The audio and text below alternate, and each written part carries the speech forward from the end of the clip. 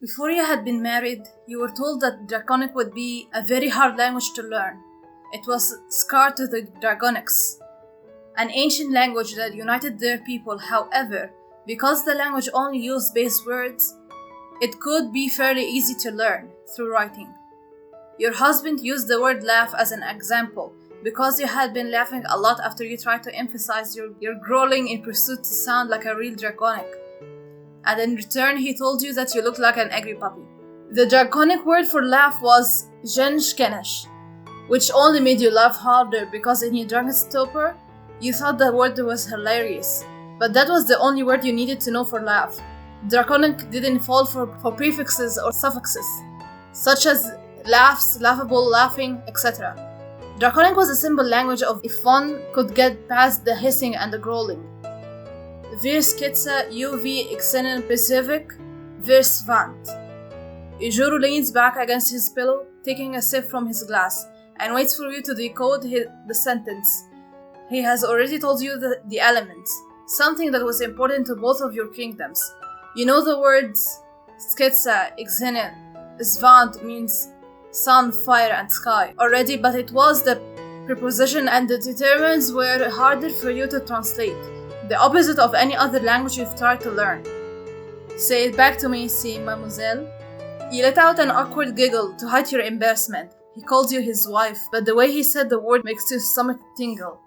When you have observed other draconics speak, it was always sounding like they were fighting over food or something, but when Ijuru speaks, at least when he speaks to you, the words are soft like an invitation. When he talks to you, his words dip into your heart and stirs at some strange and unfamiliar feeling. Of course, that could also be the wine. You clear your throat. Ver exta UV exen persvek versivant. You try to sound as sperntilek as possible, but the words pour off your tongue graciously, and you hide behind your hands to cover your distress. What was that? There's a fire in the sky? Ijuru takes your hand, uncovering your face. He is grinning at you, and you can't help but fancy his sharp teeth in this moment. Very close, he says. Very skitsa UV exam versvant. The sun is a fire in the sky. You laugh again.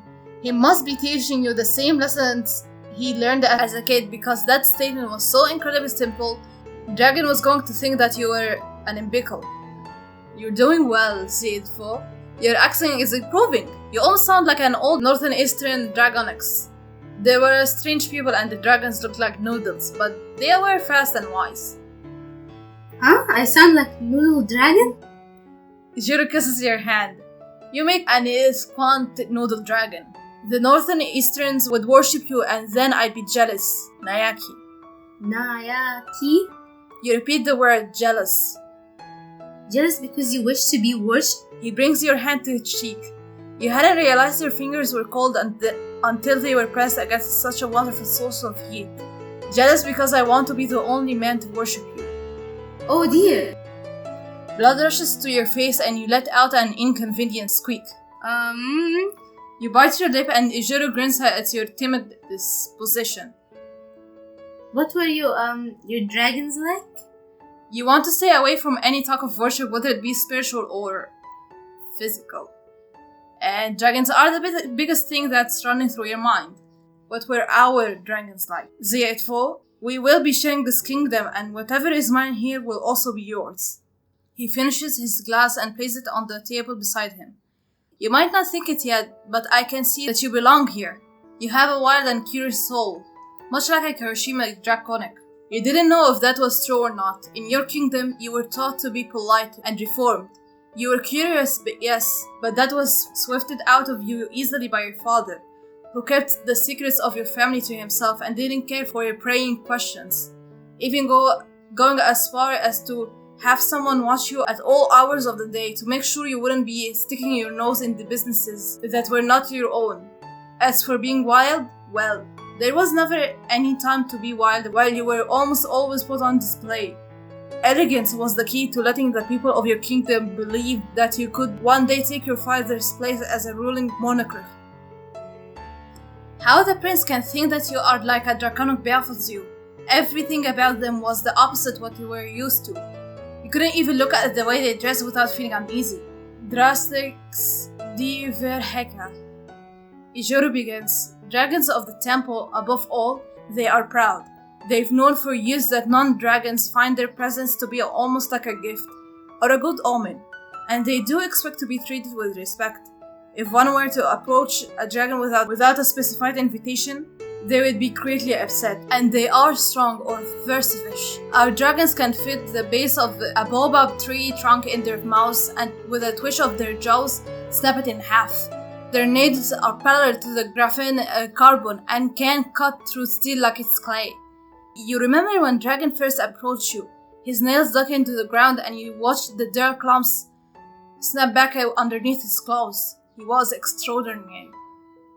Then they are protective. They will fight only when their domain is threatened, whatever it be their land, their kind, or their love. Illustrious? You whisper, and hard to come by.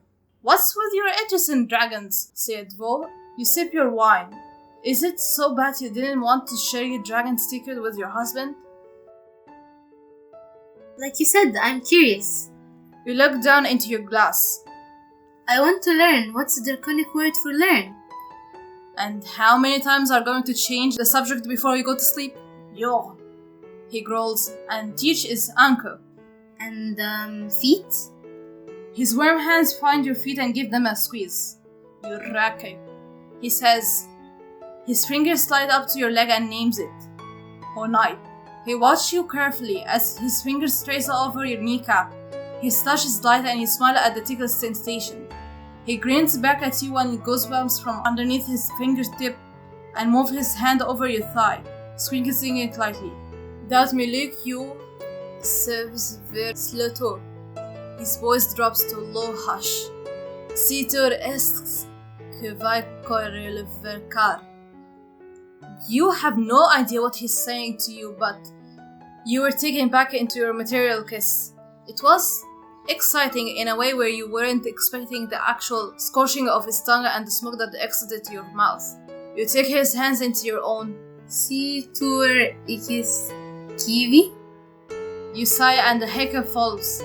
That's always a sign that you've drunk too much, too fast. You cover your mouth and Ijoro grins. He moves your hand and traces fingers over your lips. Kivik de dat slutter nerskak. Nerskik? Lips? Axon zi mademoiselle. Slutter nerskak. Soft lips. I feel your soft lips. Zi kvak der slutter narstik. He tugs on your bottom lip. And I like your soft lips. I see. You breathe, looking into his deep crimson eyes. Si okor door skrir zurvik? You see my red eyes? He quirks a brow. You fall back, laying your head on the plush pillow. The motion makes your vision spin, and you feel tickled at the sensation. And I like your red eyes. Giggles bubble up in your throat and fall out in jump-linked waves. You couldn't control yourself for some strange reason. You thought speaking the literal language of dragons with your husband was hilarious. Your cheeks are rosy while you watch him lay next to you, a bright and sharp smile playing on his face. I might even say I love your red eyes. He laughs with you, and while his eyes squint, you stare at the tiny scar on his right eye. You think for a moment that you've seen it before, but you can't dwell on it for long before he opens his eye and says, "Do you know what I love?" Your heartbeat quickens from either anxiety or excitement. You can't tell. You're drunk. What? He looks from your lips to your eyes, then up to the bed frame. Ganishknash. You snort and cover your mouth in embarrassment, nearly tipping your wine glass over. Ijoro grabs it from you to stop you from spinning all over yourself. He's chuckling while he say, "Zimamozet tepad kiris kriaf sklo." He leans over you to place the glass on your side table and stare at his chest. That sounds dirty. Was that dirty? He places his hand on either side of you. Your frame rises and falls underneath him. He leans down so that he's at a 2 fingers distance away from your face. Why? He asks. Does my wife want me to say dirty things to her? You bite your lip. That didn't sound too bad. Maybe. Well, says Vo, I have about 100 words to say to you that will make you share the same expression with me over and over again. You breathe out. You do? I do, he smirks. But the vorel, via in squad, mademoiselle is drunk, and those words will have to be saved for another night. He moves back to your side and continues to smirk at you. That's not fair. You made me drunk. I did, he admits, and kisses your shoulder apologetically. But it was worth seeing you laugh like that. You pout. I'm not even that drunk. He gets up to pour you a glass of water and coaxes you to drink it.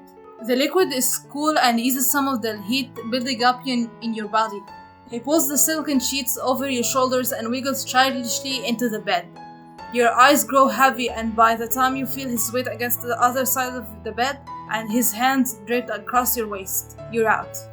He waits until your breathing grows heavy before placing another kiss on your shoulder and whispers, "Si étouffe d'autres cervec les globe, si mademoiselle."